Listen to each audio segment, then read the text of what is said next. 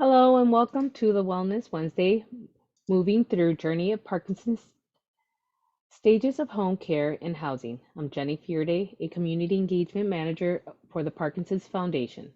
Helping me behind the scenes are my colleagues Ashley Evans and Elizabeth Guerrero. We warmly welcome you to the webinar today, especially anyone joining us for the first time.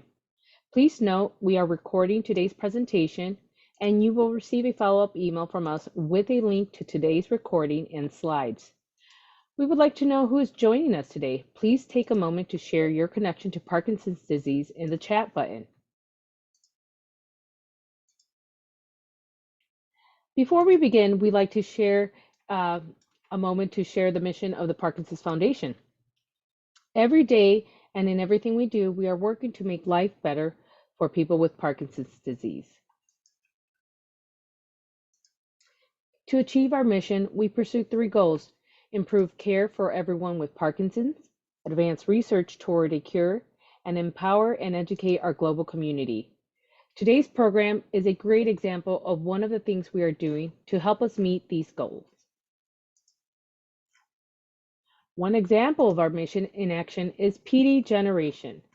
This research offers genetic testing for PD-related genes and genetic counseling to people with Parkinson's at no cost.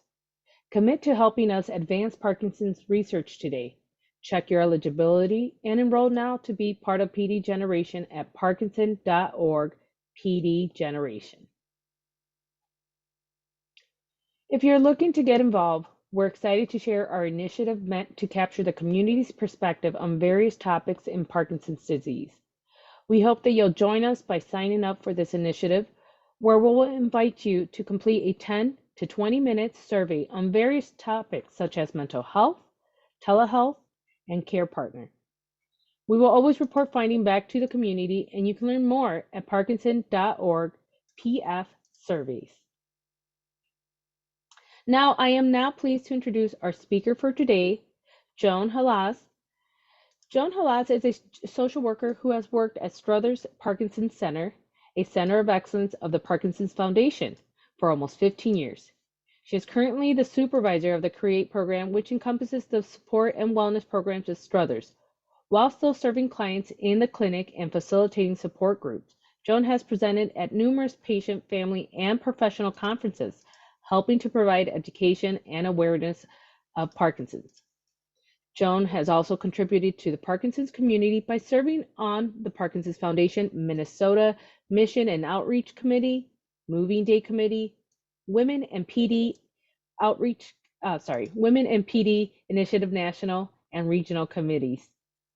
Joan recently joined the National Training Team for the Allied Team Training Program and is looking forward to educating social workers and other professionals on the importance of team care for those living with Parkinson's disease. Welcome, Joan. Thank you so much. Glad to be here. Okay, and I am excited about this topic. I have been talking about care needs and support needs for many, many years. And so this is a topic that's very near to me. And I think by the number of people that signed up for today's topic, I think an important one for the whole Parkinson's community. So I'll get started and just share by sharing my video.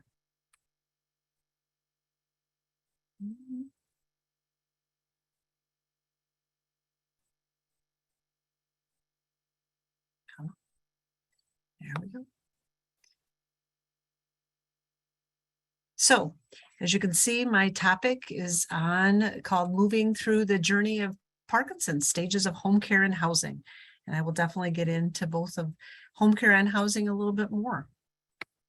Objectives are to understand the common progression of care needs in Parkinson's and what brings about those changes. Two big things that I, again, get asked a lot, quite often. Already once today. So, how do we know when to help? What's this going to look like? And I recognize we have both people with Parkinson's and spouses, adult children, professionals, those kind of caring for those living with Parkinson's. And your questions will be different. And they may be that you're going to ask them these kind of stuff at different times. So I'll do my best to kind of get to everybody's questions. we'll also get into recognizing the types of care in the community and then recognizing resources to find that care. As we start out, I like to use this analogy. We all know what this is a picture of. It's a giant roller coaster. And I like to say that Parkinson's is like a roller coaster. You are strapped in, whether you like it or not. Some people love roller coasters. Some people would rather not.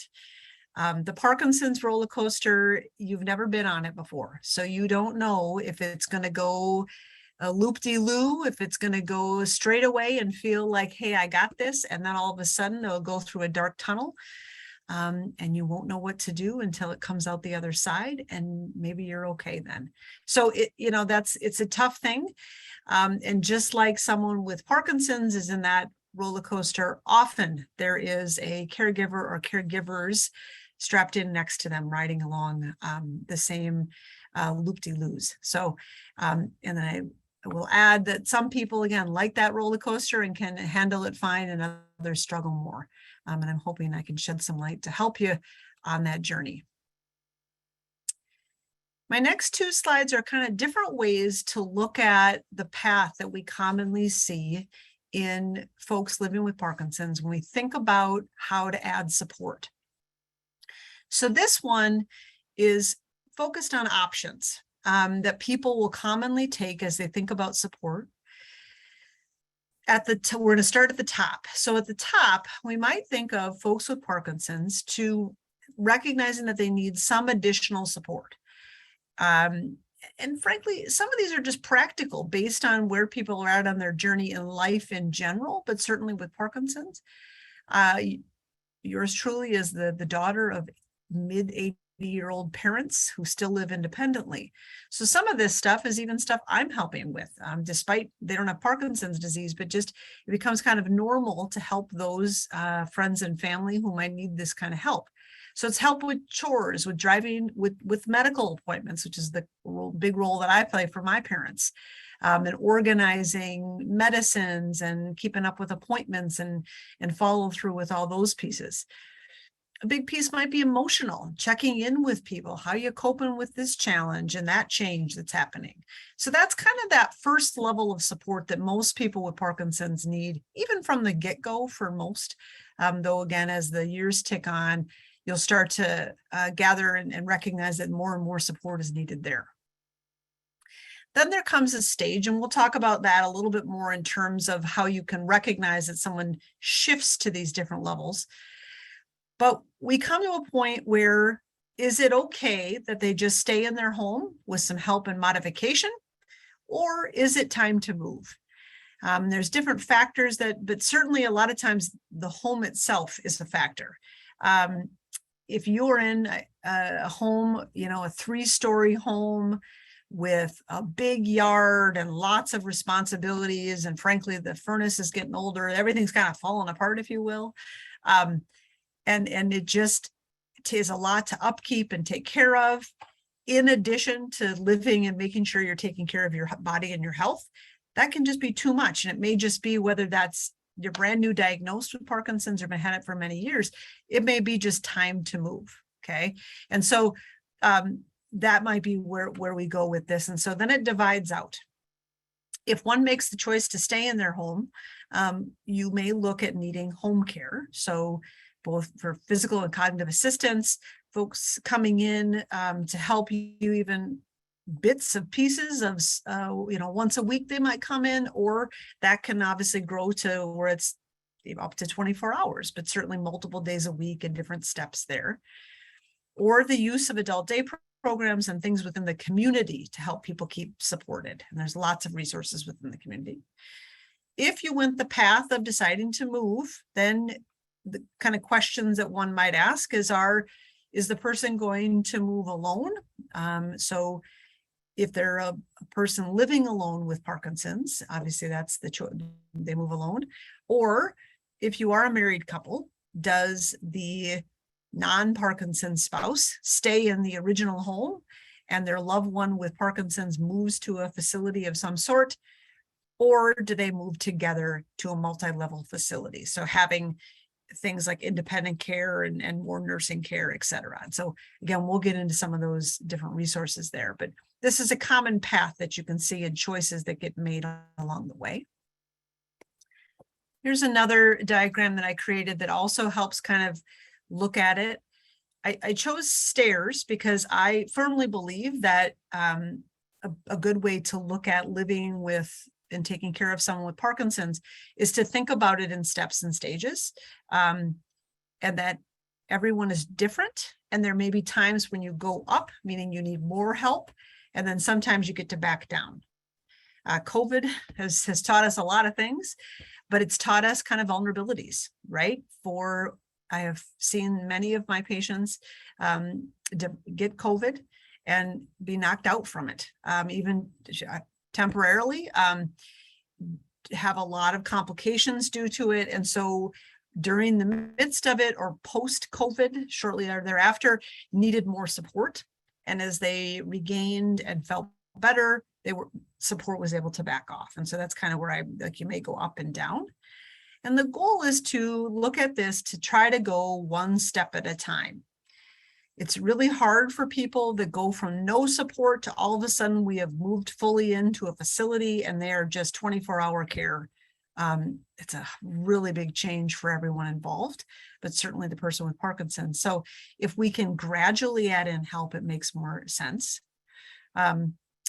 Again, back to the diagram here, we look at support in small ways, talking about coaching and organizing to chores and finance appointments are kind of on our lower steps. Again, the coaching might be that we know that exercise is key to living with Parkinson's, that you cannot stay idle. You have to keep moving no matter where you're at in the journey.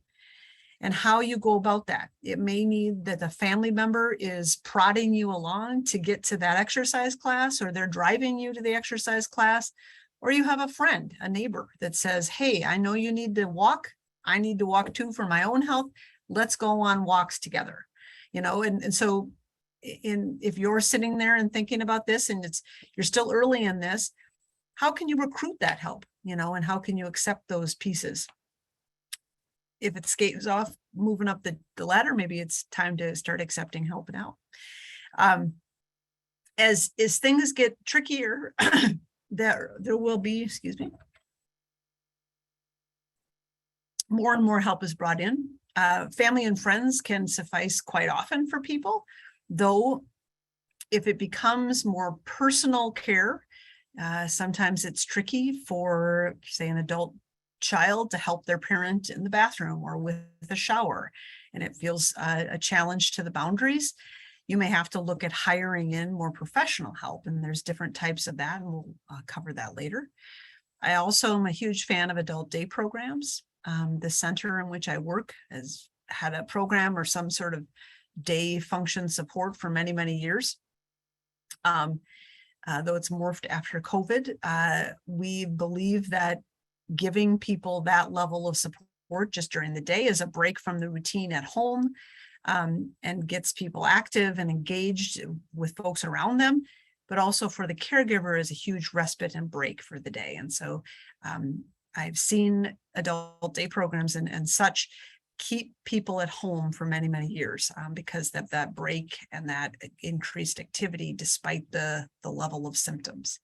And again, there are factors to all of this, certainly whether you are a single person or married or in a couple, even female-male ratios. There's some studies showing that women tend to use a higher level of paid care, so less family support from single women or from women.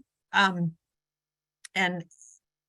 a lot of that general theory is that women often outlive their spouses or are single later in their ages, and just different types of caregivers out there and comfort level. So also will depend on the age that you get Parkinson's, just like general Parkinson's care, we know that some people respond better to medicines, are able to get DBS surgery and different treatments, and others are challenged with those treatments. They don't respond as well to medicines, and so that will impact how much help they need as the years tick on. So back to my diagram and the stairs here. As we shift to more and more help needed, again, the more hands-on kind of stuff, driving is one that is tricky for family to always fill because, you know, adult children are still working or spouses are not as comfortable driving as much. So we will look at, are there things in the community that can help with driving? It's a big role that hopefully you have a social worker, you can help find those resources, or I'll give you other ways to find it. As things, again, get more challenging for the person with Parkinson's, when we get into more safety issues around falling and different gait patterns and freezing that can happen, again, putting people at risk of falling, or transfers become difficult, more challenged to get out of a chair or in and out of bed or in and out of a shower. And your caregiver is unable to help you, or frankly, your caregiver is doing their own damage to their body. I talk to a lot of spouses who are like, oh, I have bad shoulders now, or I have a bad back, and it's because I've been tugging and pulling and lifting my loved one for years. And so as those things, we hope that it doesn't get that bad. We'd rather catch it before that. But as those things become more commonplace for the person, we look at, is a housing change needed? And so that's where you get to more your assisted living level, and then more long-term care as you kind of move up the stairs. Again, knowing, as you hear this, knowing that everyone's journey is different, and some people might not hit all these stairs. So why might people start to think about a change? And so that's my next couple slides are going to be factors for making changes. One, again, is the level of assistance. And so as I might have a family meeting and sit down with both the person with Parkinson's and their caregivers, a group of caregivers, I'll ask about, you know, how much help is needed and for what reason. You know, is it that your loved one with Parkinson's has off time, meaning they have a bad stretch there after lunch to like 1 to 3 o'clock, they're a really rough shape, you know, and we have to help them with, you know, making sure they get a nap and getting them into bed and doing a lot of physical stuff at that time of day? Or is it that the beginning of the day is hard, the end of the day, you know, looking at the patterns around help? And so, and it's a lot of it's physical. They just can't move very well, or they're freezing. For some people with Parkinson's, it's more about the supervision, and that the help is really about remembering to take their meds on time. You don't have to be around Parkinson's very long to realize that people take meds throughout the day typically. And the more precise you can be with your medication and following the pattern of medication, you will do better. And so a lot of folks set alarms or different ways to remember their meds, and despite good habits, perhaps they still forget. And so many caregivers have to step in and remind. Not uncommon if I'm sitting with a couple that the person with Parkinson's, their alarm will go off. They're giving them, oh, it's, you know, 11 o'clock, I got to take a med. And then I'll hear the caregiver's phone go off too. Like at the same time, you're like, oh, it looks like they both got reminders for the meds. And so if it becomes where it's more about supervision, that's a different type of help. Okay. And then finally, engagement. You know, we know that there are mood changes that come with Parkinson's. Many folks deal with apathy, that lack of motivation, that internal drive that gets challenged. So is it that the support that's needed is really just for lack of better terms, a kick in the pants to get going and move and to talk and use that voice to its fullest extent to stay mentally engaged? And so different types of care can be brought in. And so that's a big thing to look at. What kind of care are we talking about here? And then is it on a regular basis or can it be varied? And lots of factors around those pieces. One of the big ones is safety. If they are a fall risk, if they are falling, I have patients that fall 3, 4, 5 times a day. Certainly we know it's just part of Parkinson's disease, and we do, you know, you can factor in that even though they have 2 caregivers standing by them, they still manage to fall over. Like it's like some people just have a knack, I say. And, you know, they're accept that risk, though we certainly want to prevent falls because we know that I would say you're only one good fall away from a major change that's needed. And so if falls start to happen for people, it's kind of looking at what can prevent them. If they had someone by them at times to remind them to use their walker, or to remind them to, safely sit down or safely stand up, they do just fine. Or they need to start using a wheelchair, kind of what level are they at with that fall risk. And then how long can they really be left by themselves? Some people are content if their spouse might set them up, good book, glass of water, timer for pills, and pills right there. They're content for several hours. And so the spouse can easily run out and does not feel guilty and does fine. A telltale sign is when the spouse feels like they run errands, but every 5 minutes they're checking their phone, checking their watch to see, I've been gone for half an hour, and or I should call, or all this kind of stuff, or they're getting multiple calls while they're out. It's like that was meant to be. Anyways, so that's a sign that you're now entered the nervous stage of leaving your loved one. Is it time to get more help? Activity level, talked a little bit about this, like that. Do you need someone to help keep you more active? Would you be better? Would that help your mood? Would it help the general, disease progression? Lots of research on mood. Big studies have shown that if the mood is not addressed and healthy and good shape, meaning depression is low, anxiety is low, it does make an impact on progression. That people with higher depression levels have shown to progress faster in the illness. So it's important to recognize that and to keep healthy mood. I always say, just like we want you to physically exercise, you got to keep track of that mood and keep that in good shape. They both go hand in hand, which incidentally, exercise helps with the mood. So if we can keep people physically active, it often helps their mood. A big piece is health of the caregiver. So how much support can the caregiver provide? And is there risk of burnout? Burnout's real, and I have seen it happen, and I've seen people get through it, that once given more support, they all of a sudden, I was like, no, I can do this. It's almost like a renewed sense of purpose. And again, ultimate, people can keep their goals up of, I want to keep my loved one at home as long as I can. Well, with a little help added, you can help burnout to, prevent burnout, or if it's starting to already happen, you can reverse burnout. So definitely doable. And then this big piece of, is there a plan B? I always ask if I refer a lot in my examples to the male with Parkinson's. Obviously I recognize both sexes get it, but I'll say to the husband, if something happens to your wife, what do you think happens to you? And they're like, I had one gent say to me, boy, I'm in trouble. And I think a lot of couples can relate to that. And again, it would go the same if a female has Parkinson's. If something happened to your primary caregiver, whether it's your husband or whoever it is, or sometimes it's something happened to your adult daughter, the one that's showing up to every appointment and helping with all those errands. If something happened, what's the plan B? And so what does that look like? How can that unfold? And a lot of times it's not necessarily that you activate it all the time, like you have it fully activated, but it's written down, it's discussed. It's, people have a decent concept of what those backups might be. And then all of this, as we think about changes, we need to recognize and have understanding of the balance between independence and dependence in a dignified way.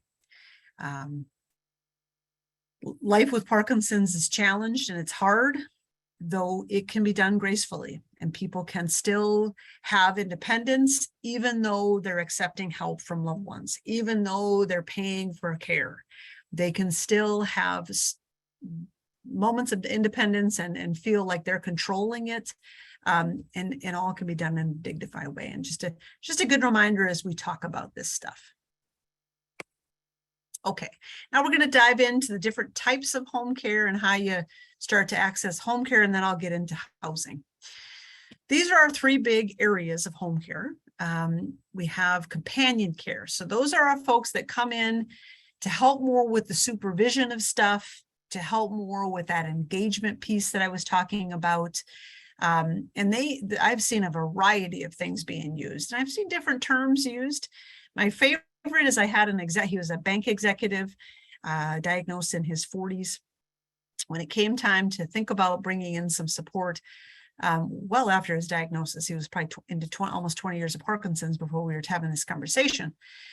We actually referred to his companion aide as his personal assistant, because he had one as in his banking life, and it made sense to him, and it made sense to his wife, and it just kind of worked for him.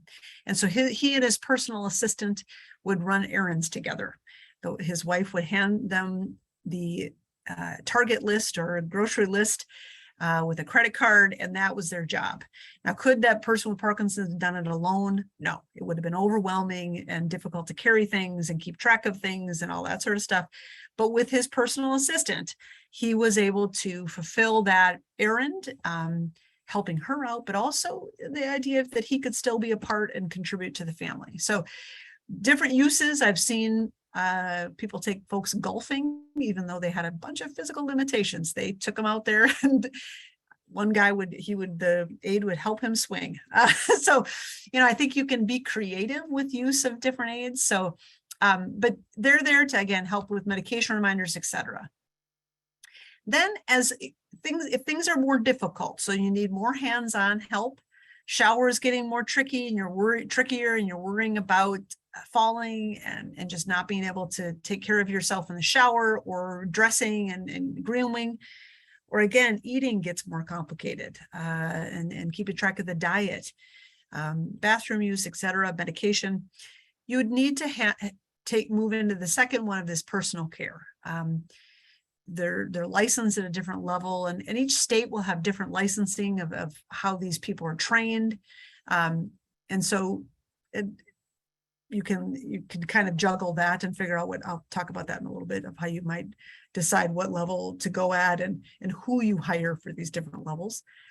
Either way we look at it, most of these are going to be private pay, not covered by health insurance.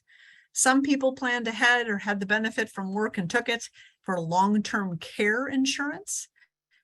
Most of those long-term care insurance plans will cover these different levels of companion and personal care. But many people do not have that benefit, and so it becomes private pay. The one that Medicare does cover is our more short-term skilled care. And in the home-based, this is going to be rehab, PTOT speech coming out, where they come and they have specific goals of what they're working on, usually not super long-term for therapy. Nursing can be brought in for care and education. And then while receiving the either rehab or nursing, you can qualify and get personal care assistance to help with showers specifically. Typically, those PCAs or personal care assistants coming in are pretty short term. Like their job is to come help with the shower. So they're there for 45 minutes and they're out the door. Not usually extended periods of 3-4 hours where you can need them.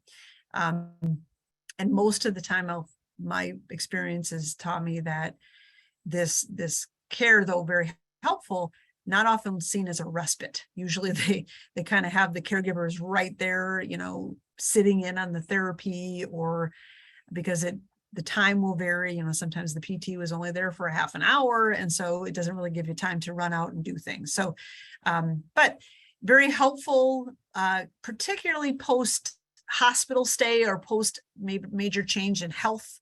And so definitely a helpful service, but somewhat limited when people really are thinking about the need for support and respite and longer term care and support.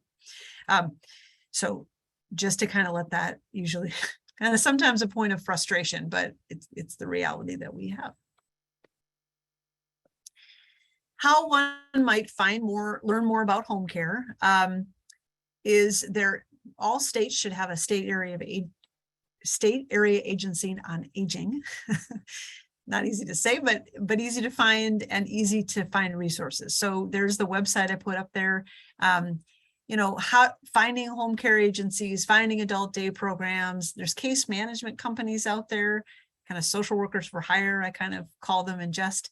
They are, especially if you're trying to manage your loved one's care from afar, can be quite helpful, can be the hands-on at appointments or just checking in at the home, kind of seeing things, and then it can help you follow up a little bit more. Home modifications, resources for that. We want to stay in the home, but we know we need to modify the bathroom or modify this. There are companies that get registered at these agencies, and then you can find them there.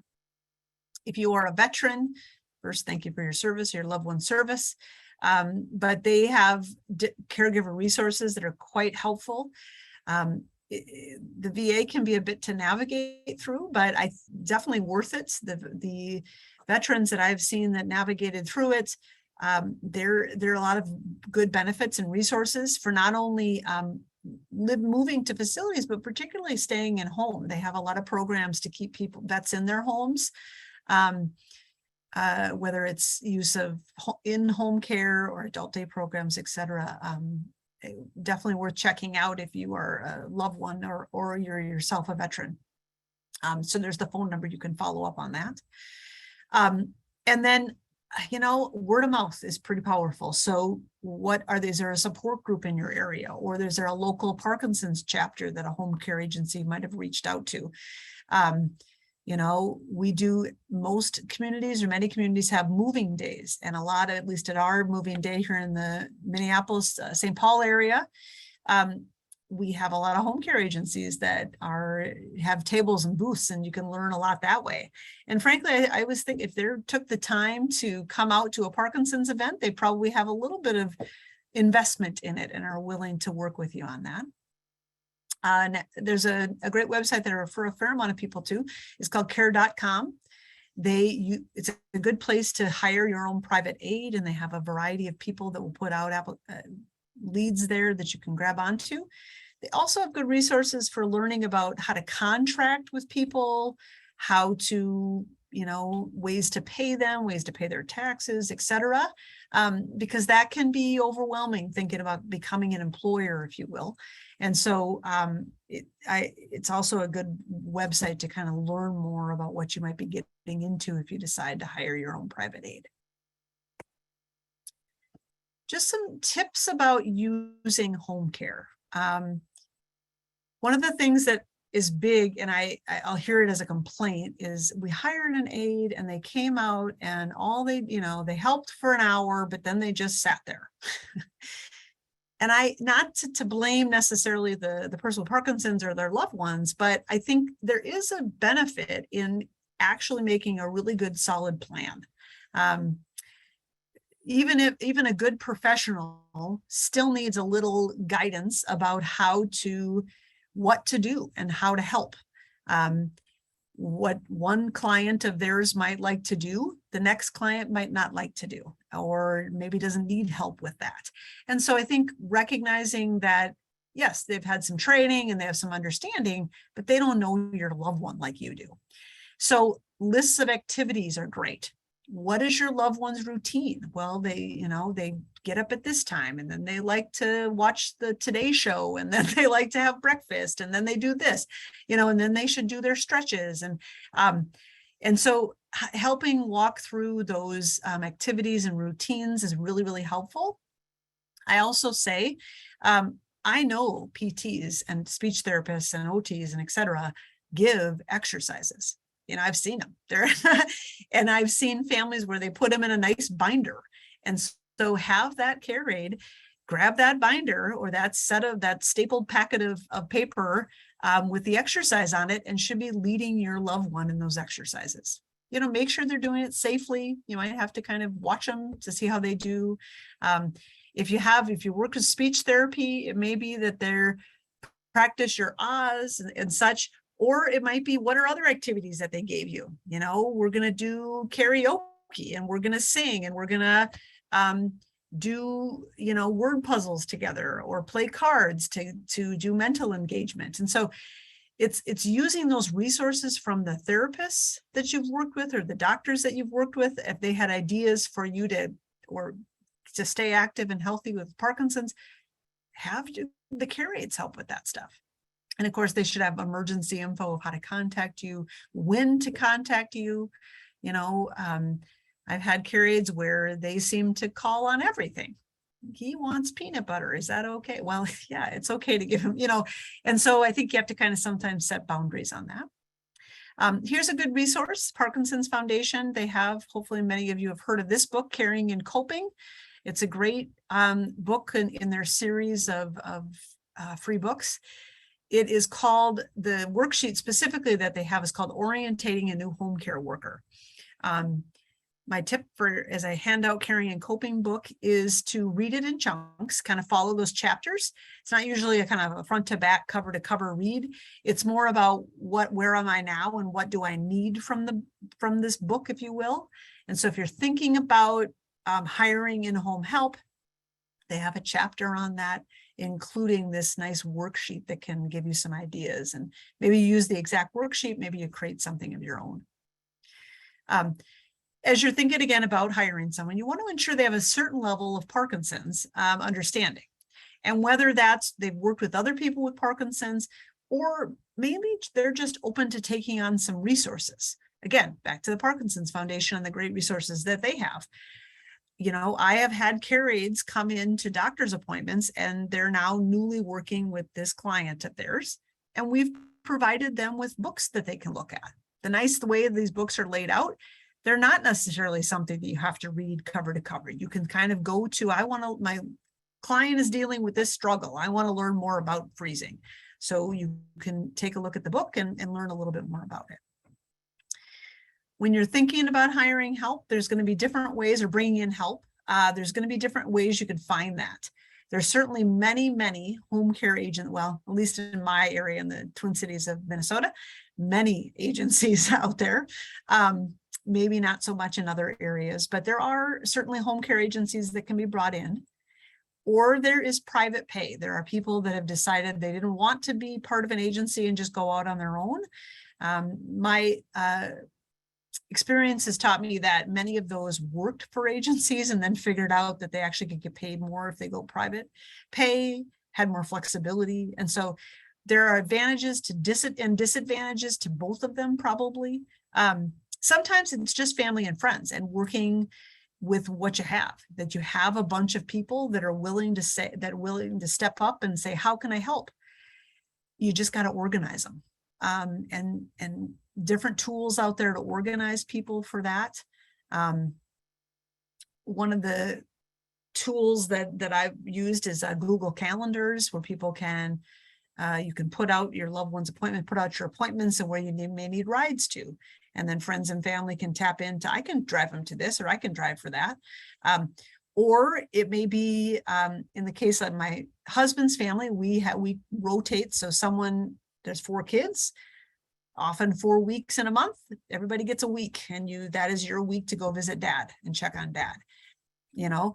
And it's just having dinner with dad is kind of the deal. But it gives enough social connection and eyeballs on the house and how's it looking, you know. And so not a huge commitment, doable. Once a month we go visit my father-in-law, pretty doable. And so, but it's laid out, you know, the family had the discussion and we kind of broke it down like that. And so that kind of communication goes far when you're thinking about bringing more help in. My biggest advice that I give people is to start. Often people wait too long to bring in help or get more help. And by the time they're thinking about it, it's almost too late, and they need way more help than they're comfortable bringing in, that they can afford to bring in, that family's comfortable helping with. And then sometimes people will find themselves in situations that they don't want to be in, like they have to get out of the house because it's just not safe anymore. And again, bringing in, you know, someone once a week is just not enough anymore. And so, you know, it's the idea of maybe you start with once a week just to get everybody used to the help and, you know, feel what it's like and how are we going to use this help, and can that once a week someone else coaching you to get those exercises done or working with you or helping you run errands to stay safe, does that just keep you active and better in the home, you know? Or is it twice a week? And then we graduate to 3 times a week, and then it's more often. And, and that can build up from there before we start talking about my next topic of housing. And so, like I said, just start is kind of the key. So that leads to where it's not going to work at home anymore, and we have to shift to housing. My next slides are all the different types of housing out there. Many people are familiar with most of these, so I won't spend a ton of time on it. But we have kind of the independent sites, whether it's a condo that you buy or a co-op that you buy into, or more independent. Different options out there. Often it's folks that might move to those places are just trying to get rid of the big house and downsize, which isn't a bad thing at all. Assisted livings, there's more your traditional spots out there that have fee-for-service type care can be brought in. Not a ton of nursing assistants often in these levels, and they can work for people with Parkinson's for a while. At some point, there's often challenges with fully meeting the needs of someone with more advancing Parkinson's. So then you're going to look at the next slide. These types of settings, they tend to have a lower staff ratio, meaning there's one staff for maybe 5 people, 6 people. Whereas in assisted living, you have one staff that takes care of, 3 floors of people. So it's a little different. Nursing is still going to be somewhat on call or just during the daytime in some of these settings. Obviously there's higher cost here, but you're going to get more specialized care that will definitely make life easier for folks. So whether it's a memory type setting or this enhanced living or care suites, that's often like mentally you're still relatively intact, but struggling more physically. And so some of our Parkinson's folks find in those. Residential care homes are often kind of that group home model that's been used within developmental disabilities, and now a lot of senior care is done in residential care settings. Just a home in the middle of a neighborhood. So they can be quite lovely with really good staff ratios. And of course, more traditional nursing homes, certainly many people with Parkinson's will live in this type of setting, but don't necessarily need to be. Mainly the need here is if you need a nurse on board for more specialized needs, oxygen, diabetic wound care, feeding tubes, those kind of things. But many don't necessarily need to go to that nursing home level care. And so you got to kind of be realistic with what your needs really are. Do you need that high skill level, or can it be sufficed with a good staff that's there to support and provide the care needed? Some resources for housing. Senior housing directories out there. Is a variety of them out there. I just picked one. There's a type of company called Senior Housing Locators. They're free services for you. They can help navigate and find good places out there for you to go. And they get paid a commission from the place that you move to. Now, if you put 2 and 2 together there, they're free for you, but get paid by, sometimes they can be slanted to push you one way or the other. So you got to make sure, I always say, kind of buyer beware on that, and sort of use your common sense about whether they're pushing you to one place because it's really nice and they probably get a really nice commission, or if it's legit a good spot for you. And so, sometimes I will tell, maybe you should work with your adult children on that so they can help you to be logical. Because I've just seen some cases where I felt like the companies were a little pushy on this specific site. So, and then of course, moving assistance, don't doubt that. Certainly family members can help move, but it can get overwhelming for family to think about that too. So there are plenty of these agencies out here that will help you pack and then look at the next site that you're going to and say, these pieces of furniture will go, and let's figure out what you're going to do with the rest of these. And then they can do estate sales and all sorts of stuff. So sometimes, obviously a cost, but might be worth the cost to reduce the stress for everybody. When you're thinking about different types of senior care, there are rating scales out there. Medicare has theirs. These are mainly focused on nursing homes, though some states have them for assisted livings. Where I am in the state of Minnesota, we mainly have our Department of Human Services just focuses mainly on nursing homes. And so it's not always helpful, but certainly if that's the kind of level you're looking at, these might be good tools for you. And then I want to spend just a few minutes talking about this great program that was developed at my center, Struthers Parkinson's Center.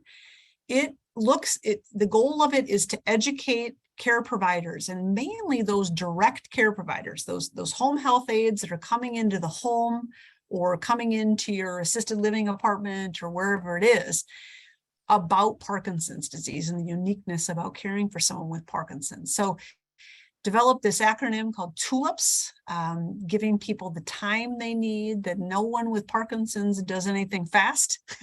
It completely can slow you down. And so giving people extra time, understanding that there is uniqueness to it, really looking at quality of life. No cure for this, unfortunately, but we can have good quality of life if we give people the time and energy.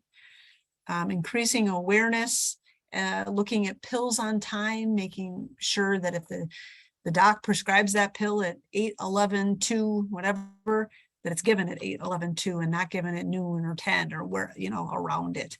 And then support. And so we have a network of home care agencies and different facilities out there. We provide training and best practices for Parkinson's care. It starts with key people at the different agencies or companies. Then they're responsible to go back and train all of their staff with online trainings. There are spot surveys that are done to provide encouragement recommendations, including survey of people living with Parkinson's that are in those facilities or using those home care services. There's ongoing professional training, and then conference calls and supportive consultations. Many of the facilities in our networks have support groups. They have exercise classes that are geared towards people with Parkinson's. So how can you learn more? You can check out our website there, or the Parkinson's Foundation Helpline has a listing of all these and have better understanding of the program. And so, keep tabs, keep checking back to the website and information on this as we move forward in years to come. This is a great program, and really looking at doing Parkinson's education at all these sites. Maybe don't realize this, but all sites are required, all senior living facilities are required to do dementia care. And so the goal is to try to get that Parkinson's care in those places too. So stay tuned for more to come on that. As I close out, I like this quote. It says, "The beauty of life is while we cannot undo what is done, we can see it, we can understand it, learn from it, and change." And I think living with Parkinson's has its challenges. I think there are some positive. There are things that we can work through and people can find strength in it.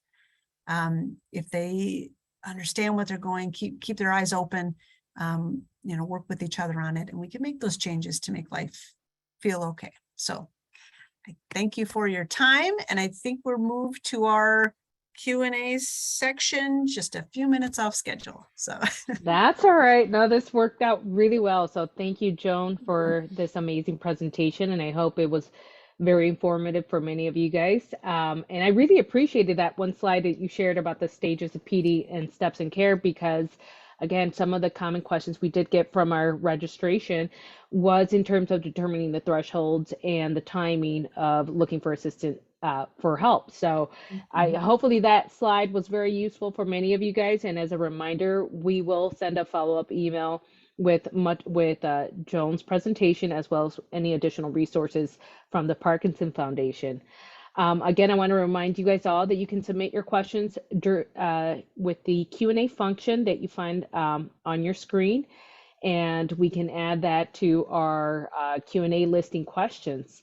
And again, during your presentation, we did receive one question regarding, when the care partner has Parkinson's disease. Again, how does one find support when they're also a caregiver for their partner, but they themselves have the Parkinson's disease? Yeah. And that's probably not as unique challenge. I mean, it certainly is, but there's a lot of people I meet that they, living with Parkinson's, and all of a sudden their loved one has a stroke or their loved one gets their own diagnosis of things. We actually have a variety or several couples that both have Parkinson's. So there's a kind of unique, they combine their doctor visits. So I think a lot of it, I think, is communication, making sure that you're talking about your own frustrations in the midst of it, that if you're caregiving, that you're really looking at making sure you're getting that emotional support that you need and not being afraid to talk about it, that I need a break. And so how do you get that break? Maybe it's family and friends that step in, maybe it's that paid support, but we know that living with Parkinson's, you need to keep your stress low. Otherwise it will make symptoms worse. And so how it's kicked up a notch when you are also caregiving for someone. And so it may be that professional resources are needed earlier than others, and that's okay. But I think recognizing that is key. And hoping that you have a good support team around you, and that you allow those support people to help you. Yeah, absolutely. And thank you so much. And then the other question we did receive just now was, in addition to adjustments and adjusting new roles, from shifting from care partner and such, how much can one be involved in terms of the care, like in terms of determining the challenges or the boundaries? Yeah, so I think the person is like maybe move their loved one into a facility. Is that maybe what you're getting at? Or how? No. Did I read something? I think it was more, and I'll just read this verbatimly from what they've entered. I'm adjusting to my role now as a residential home, and how much can one be involved in their care? Sure, and it is one of the unique things about caregiving for someone with Parkinson's disease is that it's a long journey, and it will change. And so the beginning, it might be not be terribly involved in your loved one's care. As things get harder, you definitely have to step up to almost 24-hour care. And then when you decide to move your loved one to a facility, all of a sudden you don't have that 24-hour need because you're not doing everything for them, but you're still their caregiver. And so how do you manage and adjust to those roles? Frankly, I think it will vary depending on where your loved one is and how your loved one is doing. It actually can be more stressful to sort of daily show up to a facility and try to be there with them, because it can stress them out that you're leaving and they have to stay. So you have to sometimes take the lead of the facility on those pieces. But I think, regularly being, and when you're there, just enjoying that person. That's one of the benefits of finally if you have to make the decision to move your loved one, is it does take that daily strain of physically caring for someone away from you, where you can just become the wife or the husband or the daughter again, or, son again, and then kind of enjoy that time. And I've had a lot of caregivers talk to me about that. Well, I just go, and if he needs to go to the bathroom, I push the button and they come in and they help him go to the bathroom, and we can just, stop our card game.